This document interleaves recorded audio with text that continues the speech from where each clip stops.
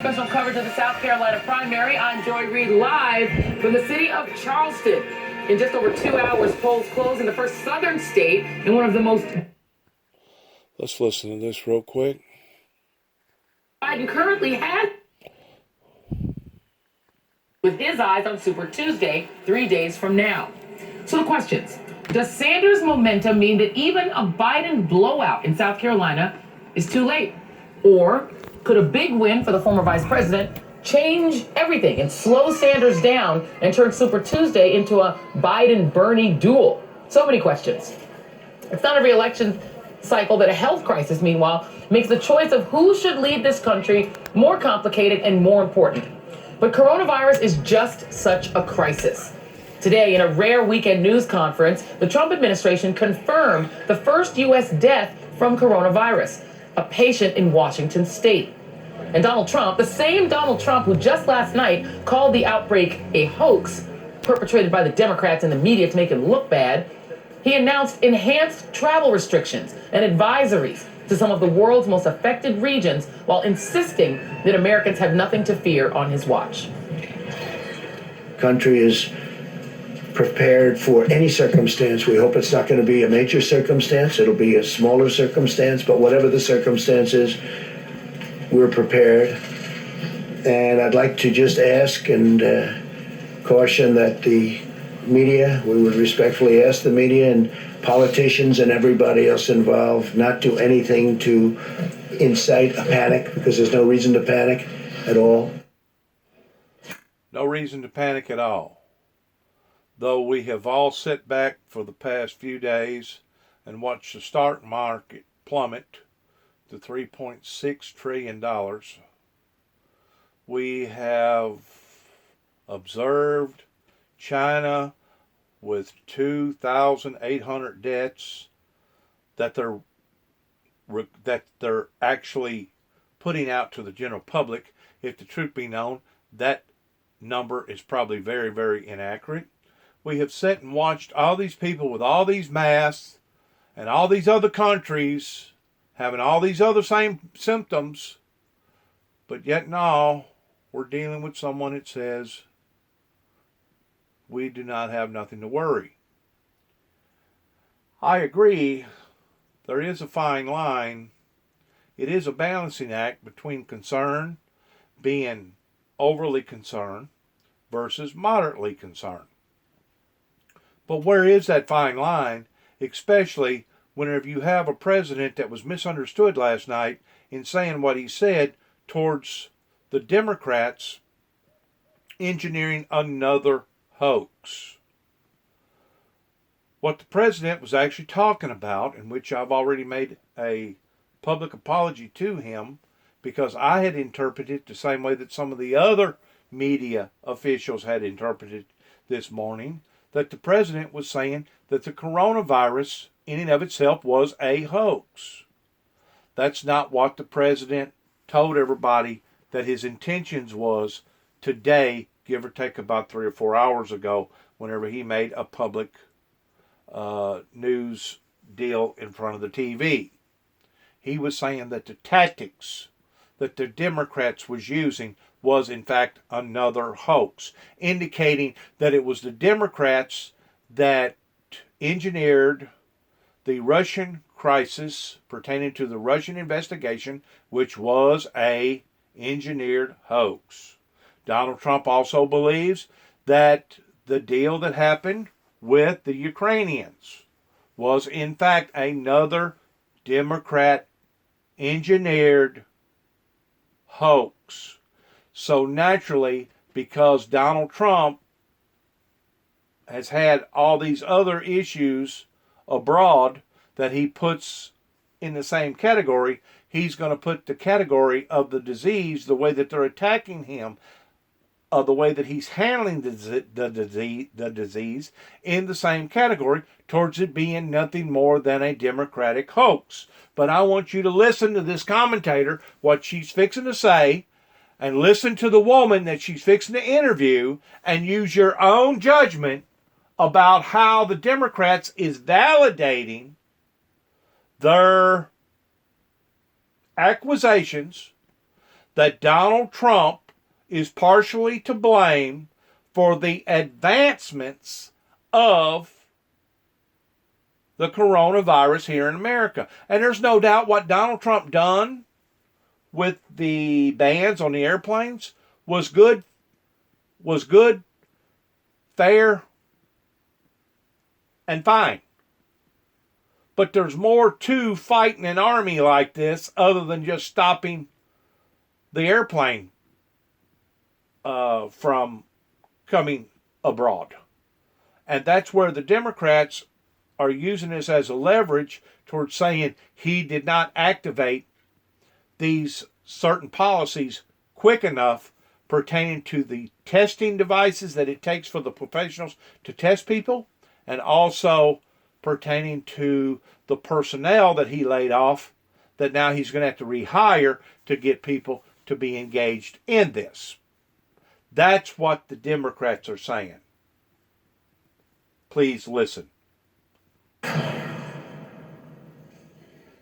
Joining with me to discuss all this is Kathleen Sebelius, Health and Human Services Secretary under President Obama. And Secretary, let's start with, Secretary Sebelius, let's start with the state of affairs. The LA Times has a piece entitled "Lack of Accurate Coronavirus Tests Sets Back Effort to Limit Infections." So there are not enough tests available just to know whether or not people have the virus. Available tests sets back effort to limit infections. Accurate coronavirus tests sets back effort to limit infections. So there are not enough tests available. Tests sets back effort to limit infections. So there are not enough tests available just to know whether or not people have the virus. Item 2 from Fortune. Trump administration budget cuts could become a major problem as coronavirus spreads. Cuts could become a major problem. Fortune. Trump administration budget cuts could become a major problem as coronavirus spreads. So we have a lack of tests. We have a lack of resources since the administration has cut the budget for health intervention. And one more piece from the Washington Post. Coronavirus infected Americans flown home against the CDC's advice. The Centers for Disease Control said, do not fly. Americans flown home against the CDC's advice. The Centers for Disease Control said, do not fly this person home. CDC's advice. The Centers for Disease Control said, do not fly this person home. The president insisted that they be allowed to do it. And now everyone who potentially traveled with that person, everyone who's come in contact with that person is also at risk. As somebody who is in charge of the health services in this country, how big of a problem is all of this? How afraid or nervous should we be? Well, Joy, I think you've just outlined 3 really critical problems. As you know, I kind of got a pandemic in my welcome wagon. In April of 2009, we had an emerging virus. It started in Mexico, so we were at the center of it. We did not have a vaccine. People were really panicking as the disease spread widely. What the President Obama said over and over and over again, we are going to be led by the science. He made the scientists make sure that they were front and center. We followed the CDC guidance. We told Americans on a regular basis what we knew, and more importantly, what we didn't know. And kept, I think that helped with the confidence level. We don't have enough test kits in the United States. That is a big gap, and hopefully CDC will be allowed to talk to us about how quickly we can fill that gap. But we've done fewer tests than most countries in the world. And the thing about it is, some of these people that's already died may have already died of the coronavirus. Just like me speaking to a waitress the other day. She was at the age of 22, 23, never had no children. She said about a month ago that she literally almost died. She literally almost died. She become bedridden. She said it was the horriblest event that she's ever went through towards whatever this, she called it the flu. Who's to say that she didn't have a certain portion of this coronavirus at that time? Because testing wasn't being properly done. It was about a month ago, two to 3 weeks ago, or a month ago, whenever she went through this. And it was just absolutely horrifying to hear her talk, because as she was talking to me, her tears, her eyes was tearing up a little bit. And you could tell by by the screeching of her voice and the color of her skin, that she had just recently went through something that was horrible. Horrible. And, just listen to some more of this. We also don't have updated test guidance. The original guidance was very restrictive about people who had traveled to areas of China. I understand their new travel restrictions, but what about testing guidance? How broadly will we be testing as soon as we get kits? That's a part that the United States is really behind on, and we need to catch up very quickly. The United States is really behind on, and we need to catch up very quickly. And what the Democrats are saying, the way that I understand it, that it's Donald Trump's fault. The reason why that we're all behind is because of him cutting and slashing areas in the medical defense that ordinarily would have already been placed in place towards being there. And now because they're not there, Donald Trump has contributed to the problem. And of course, whenever people say that, Donald Trump says, he uses the analogy, oh, this is another Democrat hoax that they're trying to lay off on me. There's more to fighting an upcoming battle pertaining to a war that's coming against you. If they're using bullets on you, ordinarily you use bullets back. If they're using missiles on you, ordinarily you use missiles back. If it's just words, ordinarily you use words. But if you're dealing with chemicals, if you're dealing with biological hazard viruses and stuff like that, you've got to have the proper people with the proper knowledge and the proper equipment to be able to handle stuff like this. And I think where the Democrats said that it was Donald Trump that limited these resources, though banning the airplane flights was part of it, but that was only part of it. He failed to do the other part towards engaging in these other areas that are now considered lax. And of course, Donald Trump points his finger and says, oh, this is another Democratic hoax, similar towards the Russian investigation and similar towards the Ukraine investigation. Once more, you're talking about a human being, I believe, that is not standing true to his duties, his lacks of duties towards accountability issues. That's what I'm thinking that the Democrats are coming back on, towards pointing their finger at Donald Trump. And of course, Donald Trump points his finger back and says, oh, this is another Democratic hoax. Then we really need to have President Trump and Vice President Pence stop talking. Have President Trump and Vice President Pence stop talking about this situation because they have called it a hoax. Mike Pence has... See? This woman here, she's in the medical industry. She's a professional. She interpreted what was said last night the same way that many other commentators, the way that many other professional news media people interpreted it, which was they have already accused this of being a hoax. So you got to be very, very clear whenever you're talking to the general public, because you're not just talking to the general public about tactics of using as a political ploy. You're talking about people's lives. You're talking about people that's sick. You're talking about people that's already got illnesses, such as myself, pertaining to diabetes too. And you're talking about people that take stuff like this very, very seriously. Because if you really think about it, a lot of these suicide events that people get on towards wanting to go out in a blaze of glory, somebody's already probably told them that, hey, you only got a couple months to live. And they get to thinking, wow, I'm fixing to check out. Well, I'm going to seek vengeance upon all those people that done me wrong, or all those people that hurt me, or done this or done that to me. Kind of like the Milwaukee shooter the other day that killed 5 and then turned the gun on himself, in which we probably won't never know the truth of what actually occurred. But that guy possibly was going through some sort of people badgering him, people bullying him. He didn't feel like that he was getting he felt like that he was getting a short end of the stick, or maybe he just didn't feel like he was being treated fairly. He got fired, and he comes back with a gun towards wanting to seek vengeance. Well, whenever people are at their state of no return to the point that they have nothing else to lose, then that individual becomes more lethal than a tiger or a lion or a bear. That's the difference in the people that we're dealing with today versus the people that we dealt with back during World War II. At least during World War II, people had some bit of concern about human life.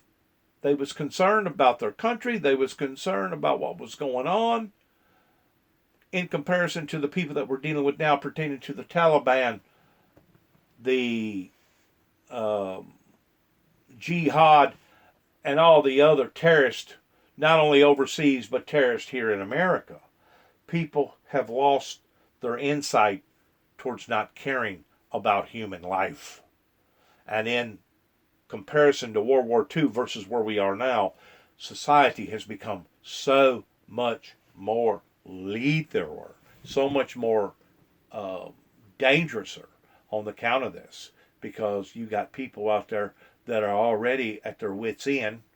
It don't take much to get them to snap, and of course whenever they do, a lot of times they not only snap on themselves towards committing suicide, but they snap on others. And keep in mind, this sickness that we're looking at pertaining to the coronavirus, first case that's recorded, we've got people that dies every day pertaining to cancer and tuberculosis and all other kinds of diseases, AIDS and sexual transmitted diseases and heart attacks and strokes. And I mean, we have a very, very sick nation, which pulls us in the direction towards where the Bible was talking about in the first 4 chapters of Revelations, to repent, or else I will throw thee off into a sick bed. We are in a sick bed right now, not only here in America, but throughout the world. Some of these countries, they're claiming that this is going to throw them over the edge, like Spain and places in Europe and other countries that they was already struggling with their economy, and this is just going to throw them all over the edge.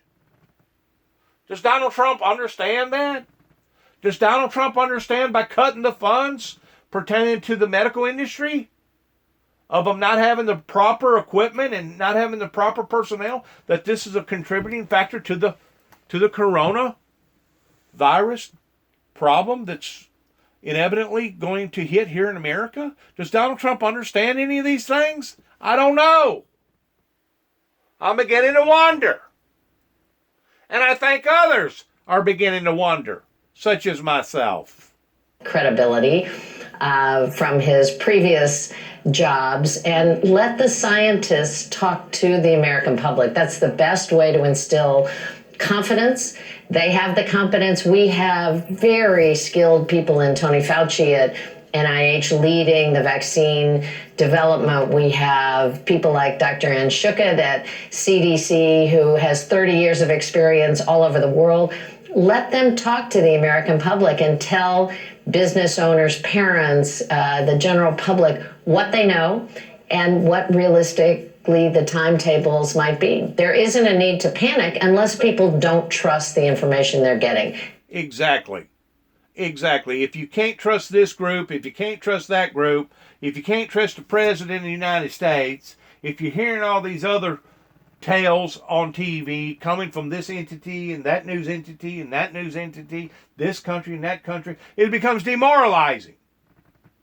And as it becomes demoralizing, as far as a sense of no hope, then it becomes even more dangerous.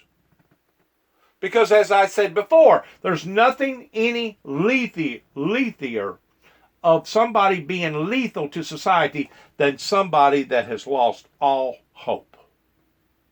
Once that person reaches that pivotal point in their life, they become extremely, extremely dangerous.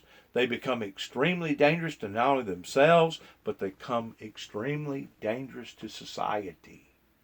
And that's where we are in the 21st century, in 2020, February, the last day of Black Month, recognizing Black History Month here in America.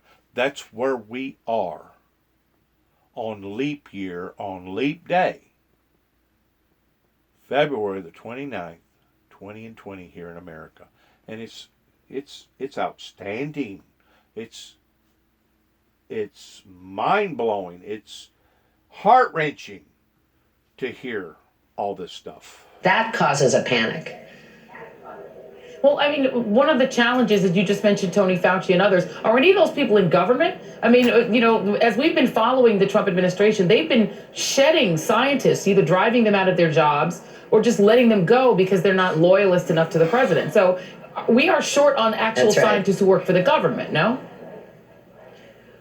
Well, luckily, NIH has not been hollowed out, and Tony Fauci is still there leading the Infectious Disease Institute. So that's very good news for the American public. He's revered all over the world. He's right here. He's not going anywhere. But my understanding is he may have been told not to appear on Sunday talk shows, not been allowed to give information directly to the public. That's a big mistake.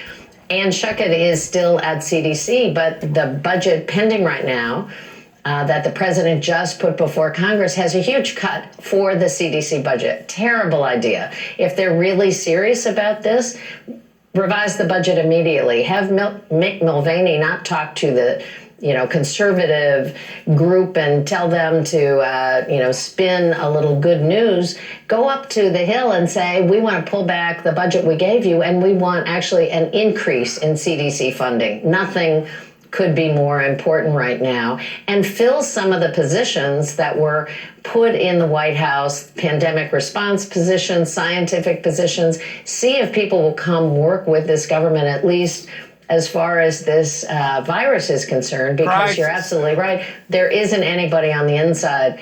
I did hear that Vice President Pence or somebody asked Ambassador Debbie Birx to come in to that team, to the coronavirus team. Again, that's very good news. Right. She is a knowledgeable, experienced person, but they got to get out of the way. They have to get the politicians to stop talking and let the scientists talk to the public.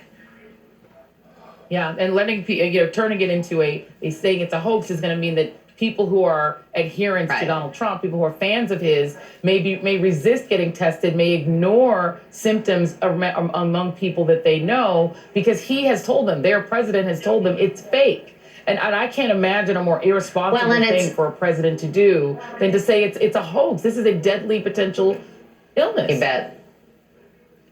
And as we've seen, tragically, there is now one death. It won't be the last death, but we need to actually, be serious about this, be confident that we're getting the right information, not panic, but also follow the science. And you're absolutely right. It's like the anti-vaxxers telling people not to get their children vaccinated, which not only is harmful to those children, but potentially harmful to all their peers. Absolutely. Well, hopefully somebody in right-wing media will change their mind and not convince people who are Donald Trump fans not to be tested and not to take it seriously. Take your own life seriously. This is not a game. It's your health. It's your kids' health. It's the people around you, your neighbors. Anyway, that's my little public service announcement. Kathleen Sebelius, thank you very much. Really appreciate you being here. Especially if you're elderly, or especially if you already have pre-existing medical conditions to begin with. In other words, you already have a tendency towards the least little thing that can occur, you wind up in the emergency room to begin with. And there's a lot of people out there that's like that. They're already walking the thin line pertaining to their health.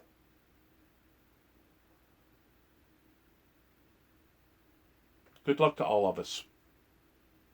Good luck in what has occurred and is occurring. And I can understand now where the Democrats is saying that the president has contributed to this problem because he has not taken pervasive, preventable measures. Stopping the airline and banning various people from not coming to this country was only part of it. Whenever you're dealing with an army force, you got to be willing to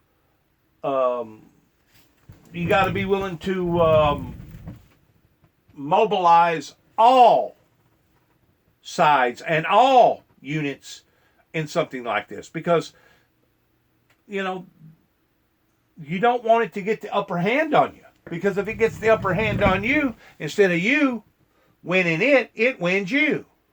And we're already in a position here in America where people are dying by the groves pertaining to cancer, tuberculosis, other kinds of diseases, AIDS, heart attacks, cancer. I may have mentioned that. But there's all a venue of already health problems here in America, which I think helps to bring credibility to what the teachings of Christ taught, that in the first 4 chapters of Revelations, that to repent, or else I will throw thee off into a sick bed. We are in a sick bed, not only here in America, but throughout the world, that the world needs to wake up to pertaining to the sin, the atmosphere of sin. That is what is bringing these occurrences on. And if it's not coming in the form of floods or fires or hurricanes or tornadoes or other natural catastrophes, now it's coming in this form. And who's to say how badly that this will become? We need God. We need to turn to God before it is too late for all of us. Good luck to all of us. And shalom. And we feel so sorry about all the victims, not only here in America, but throughout the world, that are going through untold elements of despair. Shalom.